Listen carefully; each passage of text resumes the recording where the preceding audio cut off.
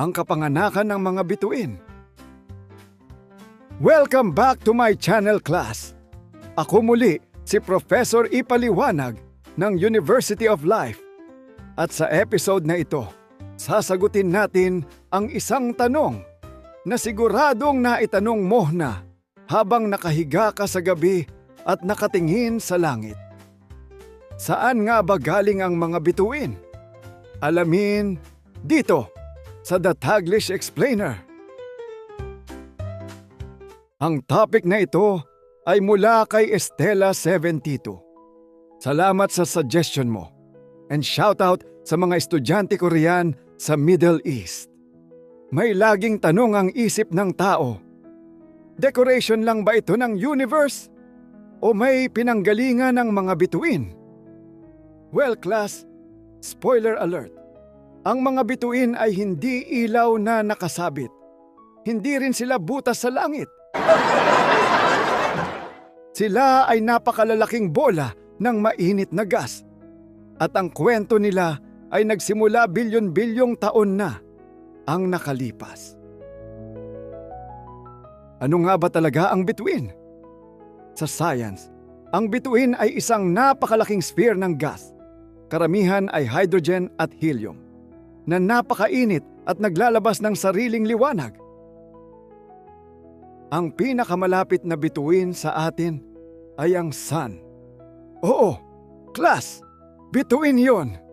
Ibig sabihin, ang mga bituin na nakikita natin sa gabi ay parang araw din, pero sobrang layo lang. Ngayon, saan nga ba sila nanggagaling? Ang mga bituin ay ipinapanganak sa tinatawag na nebula.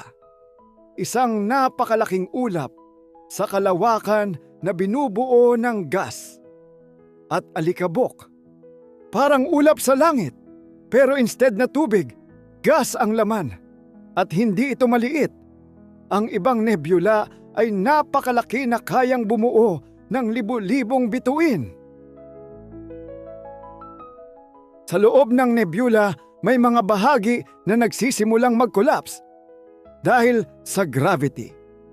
Habang mas lumiliit ang bahagi ng ulap, mas nagiging dense at mas umiinit ito. Parang ikaw kapag nagkumot ka ng sobra, umiinit ang pakiramdam mo. Habang patuloy ang collapse, nabubuo ang tinatawag na protostar, isang baby star. Kapag umabot na sa sapat na init at pressure ang core, magsisimula ang isang napakahalagang proseso, ang nuclear fusion. Sa nuclear fusion, ang hydrogen atoms ay nagsasama-sama upang maging helium. At sa prosesong ito, naglalabas ng napakalaking energy. Ito ang dahilan kung bakit ang bituin ay maliwanag, mainit, at patuloy na kumikinang sa loob ng milyon-milyon o bilyon-bilyong taon.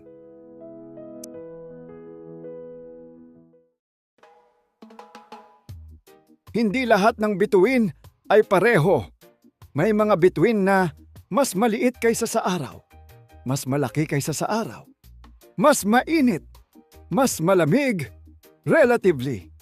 Parang may sariling personality ang bawat bituin. Kung ang araw ay isang regular na empleyado, ang ibang bituin ay CEO levels. Pero ang medyo dramatic na part, ang mga bituin ay hindi immortal. May life cycle din sila. Kapag naubos na ang fuel, nagbabago ang kanilang structure. Ang maliliit na bituin ay nagiging white dwarfs. Ang malalaking bituin naman ay maaaring sumabog bilang supernova. At ang pagsabog na ito ay napakalakas. Kayang maglabas ng mas maraming energy kaysa sa buong galaxy sa ilang sandali. Pero dito nagiging poetic ang science.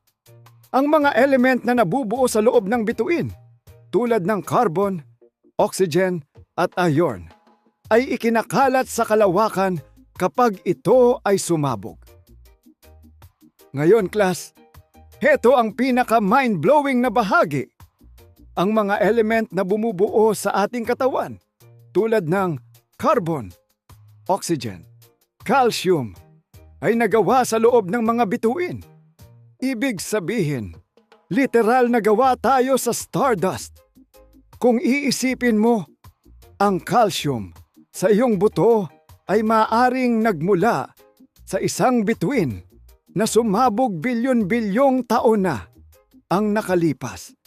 Kaya sa susunod na may magsabi sa iyo na shine bright like a star, sabihin mo, technically, galing ako doon.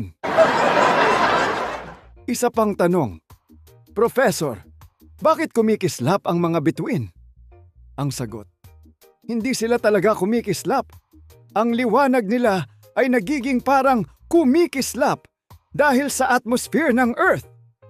Habang dumadaan ang liwanag sa hangin na may iba't ibang temperature at density, nagbabago ang direksyon nito. Kaya parang nagtitwinkle ang bituin, parang filter ng kalikasan.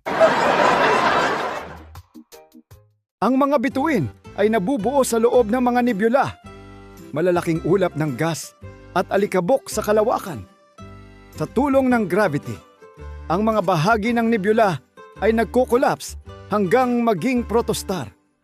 Kapag sapat na ang init at pressure, nagsisimula ang nuclear fusion, kung saan ang hydrogen ay nagiging helium at naglalabas ng napakalaking energy na siyang nagbibigay liwanag sa bituin. Ang mga bituin ay may life cycle. Sila ay ipinapanganak, nabubuhay ng milyon o bilyong taon, at kalaunan ay namamatay. Sa kanilang pagkamatay, lalo na sa mga supernova, naglalabas sila ng mga element na nagiging bahagi ng mga planeta at maging ng ating katawan. Sa madaling salita, ang mga bituin ay hindi lang ilaw sa langit.